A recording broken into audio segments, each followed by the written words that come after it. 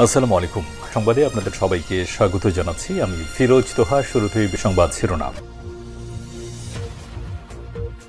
বাংলাদেশের সর্বশেষ গুরুত্বপূর্ণ আপডেট সংবাদে আপনাকে স্বাগত। শুরুতেই সংবাদ শিরোনাম, পরে বিস্তারিত। শুরুতেই জানাবো, নিষিদ্ধ সংগঠন হিজবুত তাহরিরের ৩৬ সদস্য গ্রেপ্তার। রাজধানী ঢাকার বিভিন্ন স্থান সহ দেশের বিভিন্ন এলাকা থেকে নিষিদ্ধ ঘোষিত সংগঠন হিজবুত তাহরির ৩৬ জন সক্রিয় সদস্যকে গ্রেপ্তার করেছে আইন শৃঙ্খলা রক্ষাকারী বাহিনীর সদস্যরা। নিষিদ্ধ এই সংগঠনটির বিরুদ্ধে চলমান গ্রেপ্তারের অভিযানের অংশ হিসেবে শনিবার পর্যন্ত তাদের গ্রেপ্তার করা হয়। এরপর জানাবো, ঘুরতে বেরিয়ে গণধর্ষণের শিকার কলেজ শিক্ষার্থী। চট্টগ্রামের সীতাকুণ্ডে সংঘবদ্ধ ধর্ষণের শিকার হয়েছে এক কলেজ শিক্ষার্থী। আজ দুপুর ১টার দিকে গুলিয়াখালী সি বিচ এলাকায় ঘুরতে গেলে এই ধর্ষণের ঘটনা ঘটে। পরে স্থানীয়রা মেয়েটিকে উদ্ধার করে সীতাকুণ্ড থানার পুলিশকে খবর দেয়। বিকাল ৩টার দিকে থানা পুলিশের একটি টিম ঘটনাস্থলে গিয়ে কলেজ ছাত্রীকে উদ্ধার করে। এদিকে ঝালকাঠিতে অবসরপ্রাপ্ত সৈনিককে কুপিয়ে হত্যা। ঝালকাঠিতে দেলার হোসেন মৃধা নামের এক অবসরপ্রাপ্ত এক সৈনিককে কুপিয়ে হত্যা করা হয়েছে। সদর উপজেলার বিনয়কাঠি ইউনিয়নের স্বল্পসেনা গ্রামে শনিবার বিকালে এই দুর্ঘটনা ঘটে। এই ঘটনার সঙ্গে জড়িত সন্দেহে একজনকে আটক করে পুলিশে দিয়েছে এলাকাবাসী। জানাবো, সীমান্তে নিহত যুবকের লাশ এখনও ফেরত দেয়নি ভারতীয় সীমান্তরক্ষী বাহিনী বিএসএফ। সিলেটের কানাইঘাট সীমান্তে খাসিয়াদের আঘাতে মৃত্যু হওয়া সেই যুবকের লাশ এখনও ফেরত দেয়নি ভারতীয় সীমান্তরক্ষী বাহিনী বিএসএফ। তবে তার লাশ ফেরত দেওয়ার প্রক্রিয়া চলমান রয়েছে বলে জানিয়েছে সংশ্লিষ্টরা।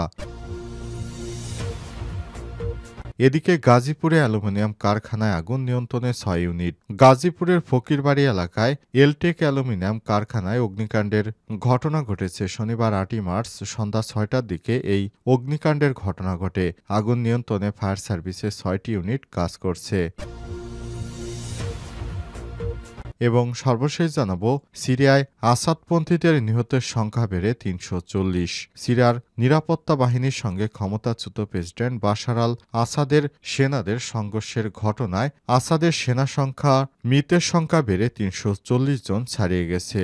আর যুক্তরাজ্য ভিত্তিক সিরীয় পর্যবেক্ষক সংস্থা Syrian observatory for human rights এসব তথ্য জানিয়েছে। প্রিয় দর্শক, এতক্ষণ শুনছিলেন সংবাদ শিরোনাম, এবারে বিস্তারিত। তবে তার আগে বন্ধুরা, অনুরোধ থাকবে সংবাদটিতে একটি লাইক দিন। এই চ্যানেলে আপনি নতুন হয়ে থাকলে আমাদের সংবাদটি দেখতে দেখতে চ্যানেলটি সাবস্ক্রাইব করে রাখুন। কমেন্ট করে বন্ধুরা আপনার মূল্যবান মতামত জানিয়ে দিন আপনি বিশ্বের কোন দেশ থেকে বা বাংলাদেশের কোন স্থান থেকে আমাদের সংবাদটি দেখছেন এবং শুনছেন। এবারে বিস্তারিত। নিষিদ্ধ সংগঠন হিজবুত তাহরির ৩৬ সদস্য গ্রেপ্তার। রাজধানী ঢাকাসহ দেশের বিভিন্ন স্থান থেকে নিষিদ্ধ ঘোষিত সংগঠন হিজবুত তাহরির ৩৬ সক্রিয় সদস্যকে গ্রেপ্তার করেছে আইন শৃঙ্খলা রক্ষাকারী বাহিনীর সদস্যরা। নিষিদ্ধ এই সংগঠনটির বিরুদ্ধে চলমান গ্রেপ্তারে অভিযানের অংশ হিসেবে শনিবার পর্যন্ত তাদের গ্রেপ্তার করা হয়। শনিবার প্রধান উপদেষ্টার সূত্র পুলিশ প্রধান বাহারুর আলমের বরাতে ৩৬ জনের গ্রেপ্তারের কথা জানানো হয়েছে। ডিএমপির পাঠানো এক প্রেস বিজ্ঞপ্তিতে জানানো হয়েছে, রাজধানীর মোহাম্মদপুর আদাবর উত্তর খান এলাকা থেকে নিষিদ্ধ ঘোষিত সংগঠন হিজবুত তাহরির ৪ সক্রিয় সদস্যকে গ্রেপ্তার করে ডিএমপির counter terrorism and transnational crime CTTC unit. গ্রেপ্তারকৃতরা হলেন মোহাম্মদ হেলাল উদ্দিন ৪৫, আসাদুজ্জামান নূর ১৮, তানিম শিকদার শিহাব ১৮, আহমেদ নাফিস করিম ওরফে কাব্য ১৮। শুক্রবার দিবাগত রাত আনুমানিক ৩টায় মোহাম্মদপুর আদাপুর উত্তরখান এলাকা সিটিটিসির একাধিক টিম অভিযান চালিয়ে তাদের গ্রেপ্তার করে। গ্রেপ্তারকৃতরা নিষিদ্ধ সংগঠন হিজবুত তাহরির সক্রিয় সদস্য বলে প্রাথমিক জিজ্ঞাসাবাদে জানা গেছে। গ্রেপ্তারকৃতদের বিরুদ্ধে সন্ত্রাস দমন আইন ২০০৯ সংশোধনী ২০১৩-এ মামলা দায়ের করা হচ্ছে বলে ডিএমপির এক প্রেস বিজ্ঞপ্তিতে জানানো হয়েছে।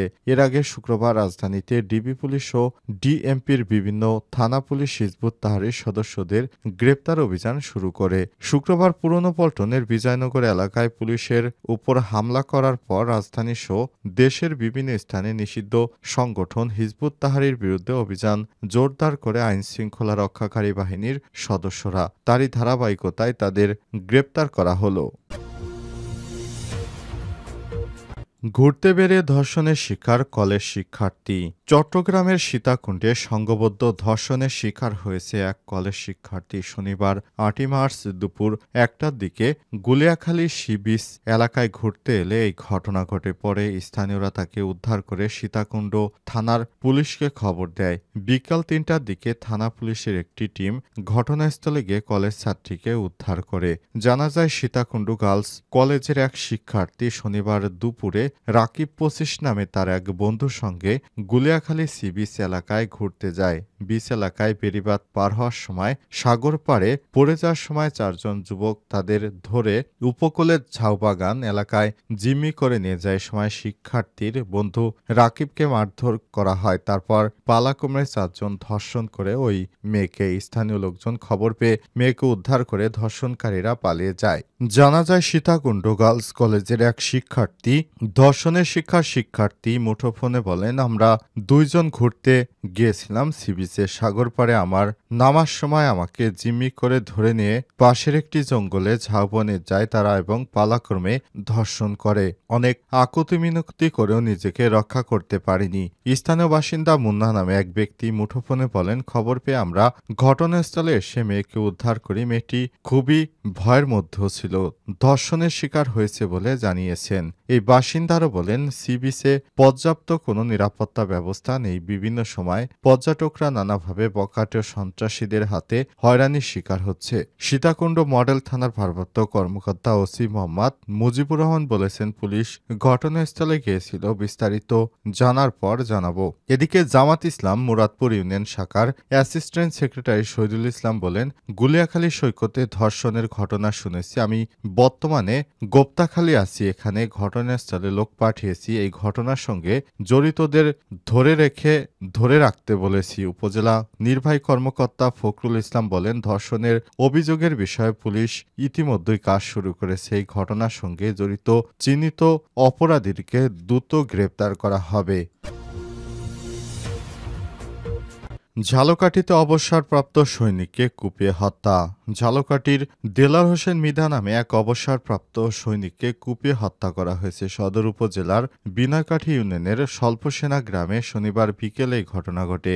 এই ঘটনার সঙ্গে জড়িত সন্দেহে একই এলাকার সোহরাব হোসেন নামে একজনকে গ্রেপ্তার করেছে পুলিশ। পুলিশ জানায়, নিহত দেলার হোসেন তার সম্পত্তি দেখাশোনার জন্য গ্রামের বাড়িতে একাই বসবাস করতেন। দুপুরের পর নিহতের ছেলে মাহমুদুল হাসান আবু ইফতেখার খাবার নিয়ে বাড়িতে গেলে তাদের বসতঘরে রক্তাক্ত লাশ দেখতে পায়। পরে তাদের বাড়িতে দিনমজুর হিসেবে কাজে নিয়োজিত থাকা সোহরাব হোসেনকে না পেয়ে তার বাড়িতে গেলে তিনি লোকজন দেখে দৌড়ে পালাতে চেষ্টা করেন। এ সময় তাকে আটক করে পুলিশে সোপর্দ করা হয়। নিহতের স্বজনেরা জানান, দেলার হোসেন মৃধা সেনাবাহিনীতে সৈনিক পদে চাকরি থেকে অবসর নিয়েছেন। জমি জমার পাহারা দিতে বাড়িতে থাকেন। তিনি 2 দিন আগে পেনশনের টাকা তুলছিলেন। এছাড়াও আটক সোহরাব হোসেনের শ্যালকের কাছে ৫,০০০ টাকার বাঁশ বিক্রি করেন দেলার মৃধা।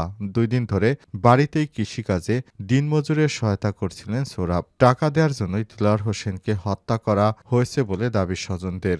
ঝালকাঠি পুলিশ সুপার জানিয়েছে, ওই সৈনিককে কুপিয়ে গুরুতর জখম করে তারপর হত্যা করা হয়েছে। এই ঘটনায় সুষ্ঠু তদন্ত করে ব্যবস্থা গ্রহণ করা হচ্ছে। সীমান্তে নিহত যুবকের লাশ এখনও ফেরত দেয়নি বিএসএফ। সিলেটের কানাইঘাট সীমান্তে খাসিয়াদের আঘাতে মৃত্যু হওয়া সেই যুবকের লাশ এখনও ফেরত দেয়নি ভারতীয় সীমান্তরক্ষী বাহিনী বিএসএফ। তবে তার লাশ ফেরত দেওয়ার প্রক্রিয়া চলমান রয়েছে বলে সংশ্লিষ্টরা জানিয়েছে। শুক্রবার ৭ই মার্চ অবৈধভাবে ভারতে প্রবেশের পর খাসিয়াদের সঙ্গে দ্বন্দ্বে শাহেদ মিয়া ২৫ নামে এক বাংলাদেশি যুবক নিহত হয়। নিহত শাহেদ সিলেটের কানাইঘাট উপজেলার মঙ্গলপুর গ্রামের মোশাহিদ মিয়ার ছেলে। ব্যাপারে কানাইঘাট থানার ওসি মোহাম্মদ আবদুল্লাহ আল বলেন, লাশ এখনও ফেরত পাওয়া যায়নি। তবে 2 দেশের সংশ্লিষ্টদের মধ্যে লাশ ফেরতের বিষয়টি প্রক্রিয়াধীন রয়েছে। এর আগে 19 বিজিবির প্রেস উইং জানায়, বৃহস্পতিবার দিবাগত রাত 3টার দিকে কানাইঘাট সীমান্ত দিয়ে শাহেদ মিয়া ভারতে প্রবেশ করেন। এক পর্যায়ে সেখানে স্থানীয় চোরাকারবারি খাসিয়াদের সঙ্গে দ্বন্দ্বে লিপ্ত হন শাহেদ। এ সময় খাসিয়াদের আঘাতে তার মৃত্যু হয়। বিষয়টি পরে বিজিবিকে অবগত কর্মগত করে বিএসএফ।